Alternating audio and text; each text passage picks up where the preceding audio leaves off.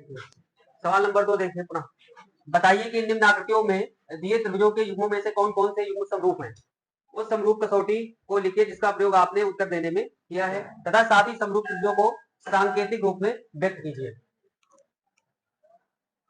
तो यहाँ देखिए पहला सवाल, एक त्रिभुज दिया गया है एबीसी, दूसरा है पीक्यू आर। इसमें आप देख रहे हैं कोण बी कोण क्यू के बराबर है, कोण सी कोण आर के बराबर है, कोण ए कोण पी के बराबर है। यहाँ पर हम कह सकते हैं क्योंकि कोण ए बराबर कोण पी कामा कोण बी बराबर कोण यू कामा कोण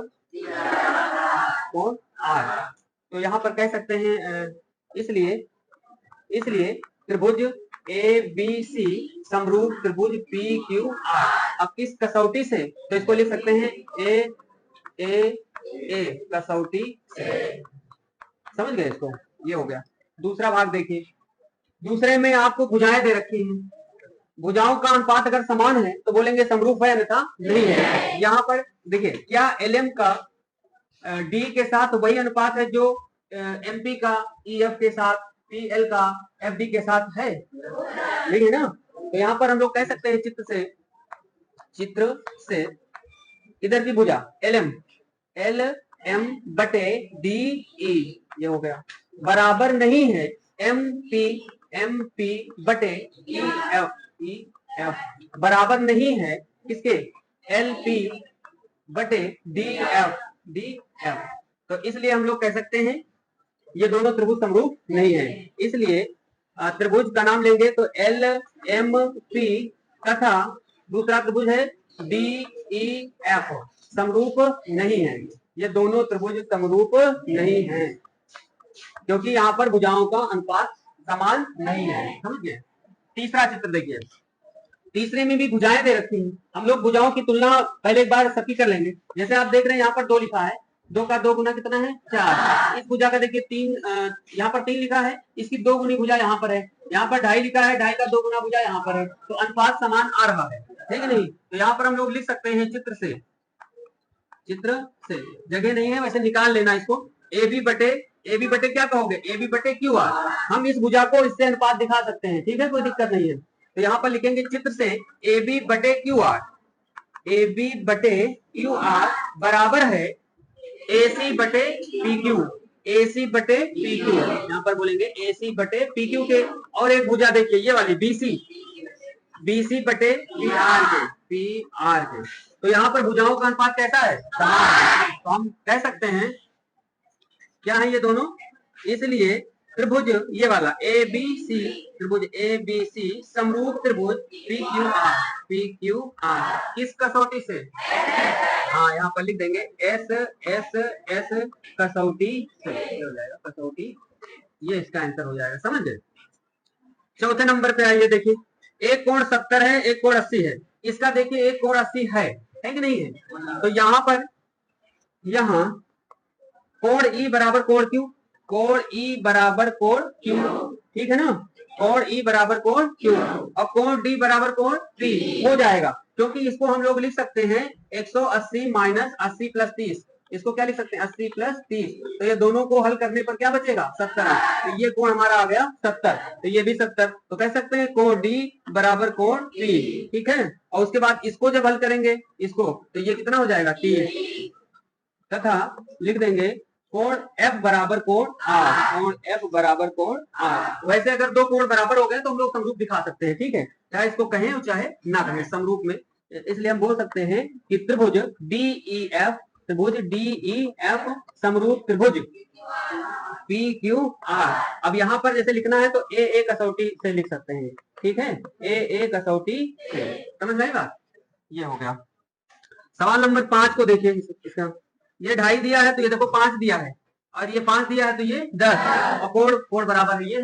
तो यहाँ पर लिख सकते हैं, यहाँ कौन सा कोण M बराबर कोण कामा, इसका अनुपात निकाल सकते हैं। यहाँ पर ये कौन सा है, L है ना, ये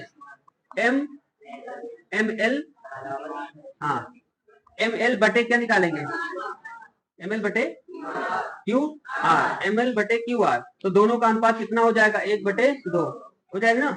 इसका अनुपात 1/2, इसका भी अनुपात 1/2 ही आ जाए। तो 1/2 मत निकालिए, आप देख रहे हैं ना चित्र से कि ये 5 एकम 5, 5 दूनी 10, 1/2 आ रहा है।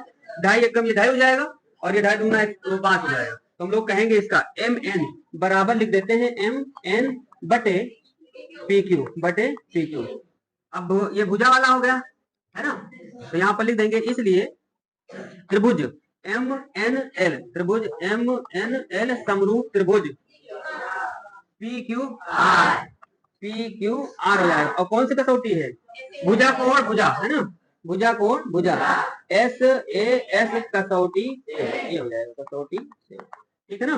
तो ये वाला हो जाएगा एस ए एस से, ठीक है। इस पे चले आइए सवाल नंबर 6। इसमें आप देखिए ये कोण 80 है, यानी यहाँ पर लिख देते हैं हम लोग कोण ए बराबर कोण एफ, कोण ए बराबर कोण एफ। अब भुजाओं का अनुपात भी समान अनुपात में है कि नहीं। और इसका देखिए ए बी का किससे अनुपात निकाल रहे हैं? डी एफ से, तथा ए बी बटे डी एफ अब बराबर है किसके? बी सी बटा ई एफ है ना, बी सी बटा ई एफ है। तो इसमें भी जो है भुजा कोण भुजा से यह समरूप हो गया, ठीक है। इसलिए हम लोग लिख देंगे त्रिभुज एबीसी, त्रिभुज एबीसी समरूप त्रिभुज डीई एफ, किससे? एस ए एस कसौटी से। समझ में आई बात? तो इसको जो है इतना नोट कर लेना है। सबसे पहले हम लोग नोट करेंगे दिया है। क्या नोट करेंगे? दिया है, दिया है। अब दिया क्या है ये सवाल पढ़ने पर हमको पता चलेगा। दिया है त्रिभुज जो ओडीसी है समरूप है ओबीए के, त्रिभुज ओडीसी समरूप त्रिभुज ओबीए। उसके बाद कुछ कोण दिए हैं, कोण बीओसी बराबर 125 अंश ये दिया है। साथ ही सीडीओ दिया है, सीडीओ बराबर 70 अंश ये दिया है, ठीक। ये दिया, हमको ज्ञात करना है। दूसरी बात हमको ज्ञात करना है, ज्ञात करना है। सबको दिखाई पड़ रहा है? याद करने हैं कुछ कोण है उनके मान, जैसे कोण है डीओसी कामा कोण डीसीओ कामा कोण ओए बी के मान, ये हमको ज्ञात करना है। उपपत्ति लिख देते हैं, उपपत्ति, ठीक। क्योंकि देखिए ये वाले त्रिभुज कैसे हैं? समरूप हैं। त्रिभुज ओ डी सी समरूप त्रिभुज ओ बी ए, ऐसा क्या है? दिया है, दिया। समझ गए इसको? अब देखिए यहाँ पर हम लोग जानते हैं कि ये जो एक इसको क्या बोल सकते हैं? तिर्यक रेखा बोल सकते हैं। ये दो समांतर रेखाएं हैं ना, और ये क्या है? तिर्यक रेखा है कि नहीं। तो यहाँ पर ये वाला पूरा कोण कितने का बनेगा? 180 का। तो हमको अगर ये वाला कोण निकालना है तो 180 से ये वाला मान घटा सकते हैं, है कि नहीं। तो यहाँ पर हम लोग बोल सकते हैं कोण डी ओ सी बराबर, डायरेक्टली लिख देते हैं 180 माइनस 125 कितना आ जाएगा? 55। ये 55 हो गया। तो निकालना कौन कौन सा? डीओसी, तो डीओसी हमारे पास आ गया, इसलिए डीओसी बराबर कितना आ गया? 55। यहाँ पर ये आ गया, डीओसी बराबर आपका आ गया है 55, ठीक है। अब निकालना है डीसीओ, ये वाला कोण। आपने पढ़ा होगा त्रिभुज के तीनों कोणों का योग कितना होता है? 180। अब ये वाला कोण हमारा पता चल गया है 55, तो निकाल लेते हैं इसको, इसको भी निकाल लेते हैं। इसलिए कोण DCO बराबर 180 माइनस 70 और प्लस 55, इसको लिख देते हैं कितना? 70 और प्लस कितना? 55, कितना हो जाएगा? 180 माइनस 125, ठीक है ना। 100 कितना? 25, कितना बचेगा? ये 55। तो कोण DCO का भी मान हमारा कितना आ गया? 55, ये 55 हो गया। इसका भी ये हो गया। एक और बचा है OAB, कौन सा बचा है? OAB। अब देखिए यह एक तिर्यक रेखा का काम कर रही है नहीं कर रही? तो ये कोण कौन से कोण होंगे? ये कांता कोण। इसका मतलब सी वाला कोण ए वाले कोण की क्या होगा? तो हम लोग कह सकते हैं कोण ए, ये नहीं कौन सा? OAB, OAB, OAB जो होगा कोण DCO के बराबर होगा या OCD के क्या होगा? बराबर होगा। समझ रहे हैं? DCO के क्या होगा? बराबर होगा। इसलिए कोण जो OAB होगा वो भी कितना हो जाएगा? 55 अंश हो जाएगा। तो 3 कोण निकालने थे, तीनों कोण आपके ज्ञात हो गए, ये आपका प्रूफ हो गया, ठीक है।